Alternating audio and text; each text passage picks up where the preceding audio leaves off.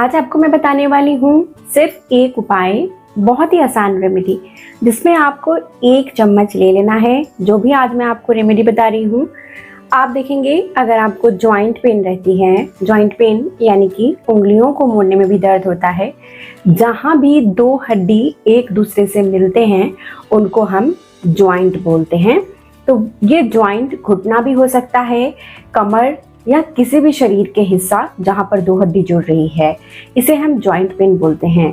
खासकर अगर गठिए की समस्या हो या आर्थराइटिस की समस्या हो तो इसमें यह रेमेडी यानी उपचार बहुत ज़्यादा आपको मदद करेगी। हेलो एवरीवन, मेरा नाम प्रीति देव है। मैं एक सर्टिफाइड न्यूट्रिशनिस्ट फूड टेक्नोलॉजिस्ट, आप सभी के हेल्थ ट्रेनर हूँ।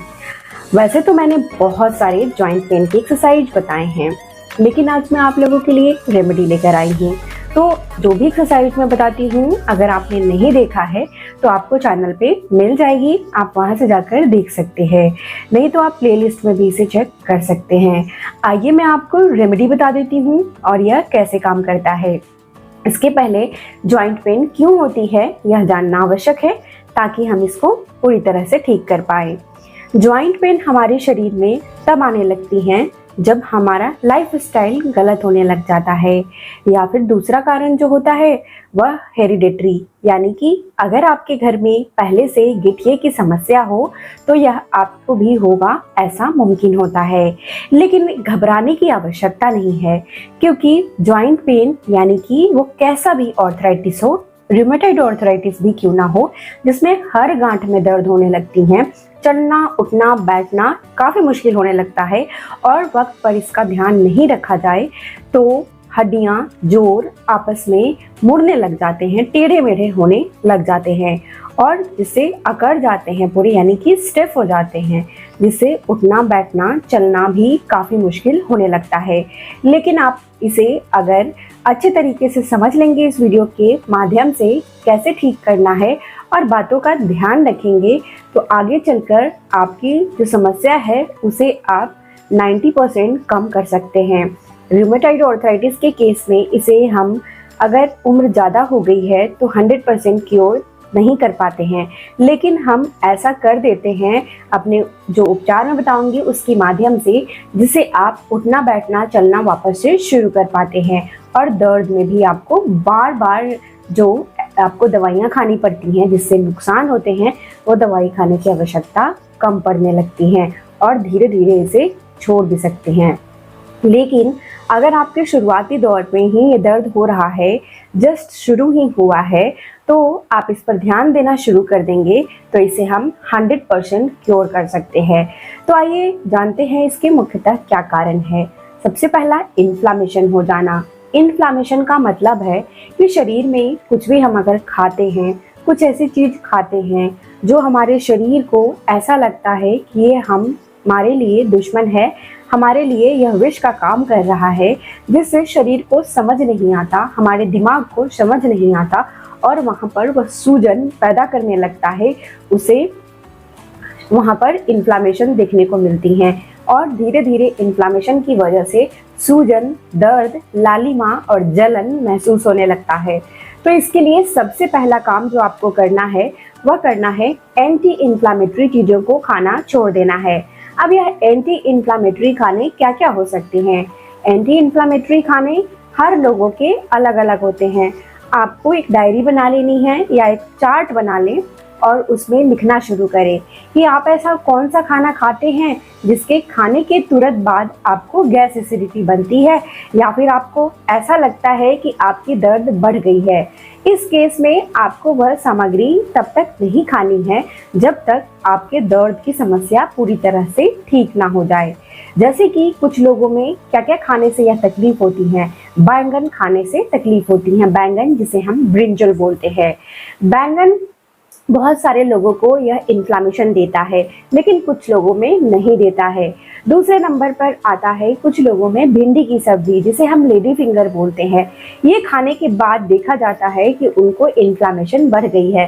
तो आप देखें कि कहीं भिंडी की सब्जी खाने की वजह से इन्फ्लामेशन तो नहीं बढ़ रहा। जरूरी नहीं है कि ये हर लोगों में हो, इसके लिए आपको एक खाने की चार्ट बना लेनी है। अपने इन्फ्लामेशन हो रही है या नहीं हो रही है, इसके हिसाब से। कुछ लोगों में ज़्यादा खट्टा खाने की वजह से, जैसे कि अचार, इस तरह की चीज़ें खा लेने की वजह से भी दर्द बढ़ जाती है, तो आपको ये चीज़ें नहीं खानी चाहिए। आपको मैं रेमेडी भी बताऊंगी कि ऐसा क्या खाना है जिससे जो कष्ट से आप परेशान हो रहे हैं, रातों की नींद नहीं आ रही है, उसको आप दूर कर पाए, उसको यह आपको आराम दे, रिलीफ दे और इन्फ्लामेशन को दूर करें। दूसरा जो कारण होता है रियोमेटॉइड आर्थराइटिस का, हमने बता दिया, वह हमारे पूर्वजों यानी कि हमारे एंसेस्टर्स, हमारे पहले घर में हुआ हो तो वो खून में आ जाता है, लेकिन बहुत सभी लोगों में हो ऐसा जरूरी नहीं है। तीसरा इसका जो कारण होता है वह होता है सेडेंटरी लाइफस्टाइल, यानी कि हम एक जगह पर बैठकर लगातार काम करते हैं, बिल्कुल भी हम कोई भी एक्सरसाइज व्यायाम नहीं करते हैं, और या फिर बहुत ज़्यादा भाग दौड़ करते हैं। इस केस में आर्थराइटिस हो जाती है, यानी कि गठिए की समस्या उम्र से पहले देखने को मिलती है। ज़्यादा उम्र में भी आपको ऐसा सोच नहीं रखनी है कि आप चल फिर नहीं सकते हैं, आप बाहर टहल नहीं सकते हैं, या आप कोई भी भारी काम नहीं कर सकते हैं। अगर आप लंबे समय तक ऐसा सोचकर काम करना बंद कर देते हैं, ज़्यादा आराम करने लग जाते हैं मजबूरी की वजह से भी, जैसे कि अगर आपका बैठकर काम करने का है, जैसे कि बहुत लोगों को सीटिंग जॉब होता है, एक कुर्सी पर बैठकर काम करनी होती है, इस केस में भी धीरे धीरे हमारे घुटने, कमर, ये सब चीज़ों की मोबिलिटी कम हो जाती है, तो वहाँ पर स्टीफनेस अकरन देखने को मिलने लगती है। आपने देखा होगा जब बुजुर्ग जो होते हैं बीमार हो जाते हैं, कोई भी लोग बीमार हो जाते हैं, किसी कारण से बेड रेस्ट हो जाते हैं, बिछावन पर लेटे रहते हैं, तो एकदम से चलना फिरना मुश्किल हो जाता है, चाहे वो कोई भी कारण हो। ब्रेन स्ट्रोक के केस में या ब्रेन हेमरेज के केस में भी ऐसा देखने को मिलता है, क्योंकि उसमें हम बहुत ज़्यादा रेस्ट कर लेते हैं। बाद में एक्सरसाइज, फिजियोथेरेपी की मदद से दोबारा से हमारे शरीर को, मोबिलिटी को ठीक किया जाता है और वह ठीक हो जाता है। थोड़ा सा आपको मेहनत करना पड़ता है। चलिए, और तीसरा जो मेन कारण होता है वह होता है स्ट्रेस लेना, टाइम पर नहीं सोना। आपको रात में जल्दी सोनी है, सुबह जल्दी उठना है, ज़्यादा चिंता नहीं करनी है। अगर ऐसा मुमकिन नहीं है, घर में स्ट्रेस हो रहा है, तो आपको थोड़ा योगा अभ्यास करनी है, जैसे कि आप थोड़ा प्राणायाम करना शुरू कर दें, यह आपको मदद करेगी। ब्रीदिंग एक्सरसाइज करना शुरू कर दें, अपने हैबिट में डाल लें, या फिर कोई भी रिचुअल जो आप घर में करते हैं थोड़ी देर उसे कर लें, आप जो भी रिलीजन से हैं, तो इससे भी आपको अच्छा लगेगा। थैंक्स गिविंग देना शुरू करें। अब चलते हैं रेमेडियल पार्ट पे। रेमेडी हमें क्या करना है, यानी कि कौन सा ऐसा घरेलू नुस्खा करना है जिससे हमें लाभ मिले और दवाइयों से छुटकारा मिले। देखिए, मिल्क तो जैसे कि बहुत सारे लोग जानते हैं कि हल्दी वाला दूध बहुत फायदा करता है, लेकिन बहुत सारे लोगों में मिल्क सूट नहीं करता, यानी कि दूध नहीं मिलने की वजह से, यानी कि शुद्ध दूध नहीं मिलने की वजह से इन्फ्लामेशन देखने को मिलते हैं। वैसे दूध का, गाय के दूध का कोई नुकसान नहीं होता, लेकिन अभी मिलावट बहुत ज़्यादा है, या गाय को अच्छे तरीके से दूध नहीं निकाला जाता है, इस वजह से उसमें इन्फ्लामेशन देखने को मिलता है। इंजेक्शन लगाई जाती है दूध बढ़ाने के लिए, जो हमें पता नहीं होता। तो हमें क्या करना चाहिए? कुछ लोगों में लैक्टोज इंटॉलरेंस के केसेस आते हैं, तो आपको दूध बिल्कुल भी नहीं लेना है। अगर आपको दूध सूट कर रहा है तो अच्छी बात है, नहीं कर रहा तो दूध आपको बिल्कुल नहीं लेना है। नोटिस करिए, दूध पीने के बाद तो समस्या नहीं बढ़ जाती है। तो आपको क्या करना चाहिए? सबसे ज़्यादा मैजिकल उपाय है टर्मरिक, यानी कि हल्दी का उपयोग करना है। हल्दी का उपयोग कैसे करना है? आपको क्या करनी है, एक कटोरी ले लीजिए, छोटा सा बोल, उसमें आप छोटे चम्मच से 1 चम्मच घी ले लीजिए। घी अगर घर में बना लीजिए बहुत अच्छा रहेगा। घर में बनी हुई घी आपको ले लेनी है, या आपको पता होना चाहिए कि घी बहुत शुद्ध है तो वो काम करती है। घी ले ले, घी में ओमेगा 3 होता है और बहुत सारे ऐसे न्यूट्रिशन होते हैं, मिनरल्स होते हैं, जो हमारे हड्डियों के लिए और मसल्स के ग्रोथ के लिए बहुत अच्छा काम करता है, और यह लुब्रिकेशन को भी बढ़ाता है, जिससे घुटने की चिकनाई बढ़ने लग जाती है। घी लेने के बाद आप इसमें छोटे चम्मच से आधा चम्मच, यानी कि ½ टीस्पून टर्मरिक लेंगे। टर्मरिक यानी कि हल्दी का पाउडर।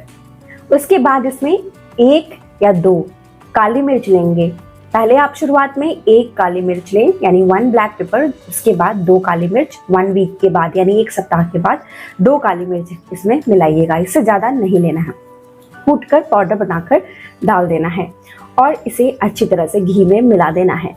मिलाने के बाद क्या क्या मिलाया हमने, ध्यान से सुनिए। घी मिलाया, हल्दी मिलाया यानी टर्मरिक, और इसमें काली मिर्च का पाउडर मिलाया। मिलाने के बाद आपको इसे दिन में 2 बार लेना है। एक बार इसे सुबह में आप ले सकते हैं। सुबह गुनगुना पानी जब पी लेते हैं उसके बाद 1 चम्मच इसे चाट कर धीरे धीरे आपको खानी है। बहुत ही धीरे धीरे चाट कर खानी है ताकि आपके मुंह में सलीवा बने यानी कि लार बने। और लार क्या करता है, हमारे स्टमक एसिड को न्यूट्रलाइज करता है, यानी कि पेट में जितनी भी एसिडिटी रहती है, गैस रहती है जो रात भर खाना पचाने के लिए बनती है, उसको यह न्यूट्रलाइज करता है, जिससे कि हमारे शरीर में अल्कलाइन प्रॉपर्टी आते हैं और ये बहुत अच्छे से हमारे यूरिक एसिड या गठिए में काम करता है।